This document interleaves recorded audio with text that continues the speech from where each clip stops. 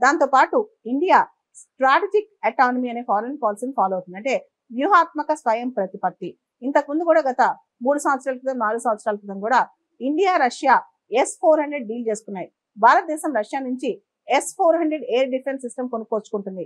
దీనివల్ల అమెరికా మనపైన ఆంక్షలు విధించవచ్చు.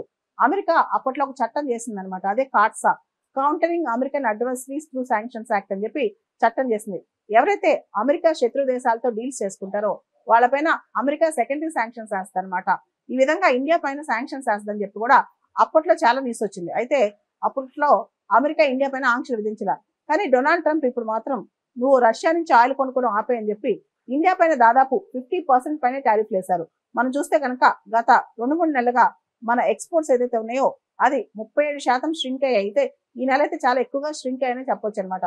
ముఖ్యంగా మనం చూస్తే మన కోయంబత్తూర్ బెల్ట్ కావచ్చు, లేకపోతే సూరత్ బెల్ట్ కావచ్చు, అంటే సూరత్ లో డైమండ్ పాలిషింగ్ ఇండస్ట్రీ కావచ్చు, జ్యువెలరీ కావచ్చు, కోయంబత్తూర్ టెక్స్టైల్ కావచ్చు, ఆంధ్రప్రదేశ్ లో షింప్ ఇండస్ట్రీ కావచ్చు, నిజంగా ఈ ఎక్స్పోర్ట్స్ అని ఇబ్బంది పడుతున్నాయి. స్టిల్ భారతదేశం డొనాల్డ్ ట్రంప్ ఒత్తిడికి అయితే లొంగట్లేదు. మనం ఇంకా మన సప్లై చైన్స్ కానీ వాణిజ్యం కానీ డైవర్సిఫై చేయాలని ఆలోచిస్తున్నాం కానీ అమెరికా ఒత్తిడికి ప్రెజర్స్ కి తలొగ్గి మనం తగ్గట్లేదు అనమాట. అయితే డొనాల్డ్ ట్రంప్ మాత్రం ప్రతిసారి ఈ వారంలో 4 సార్లు ఇండియా మోడీ గారు ఒప్పేసుకున్నారు, రష్యా నుంచి ఇండియా ఆయిల్ కొనుక్కోవడం ఆపేస్తుందని చెప్పి స్టేట్మెంట్స్ ఇస్తున్నారు.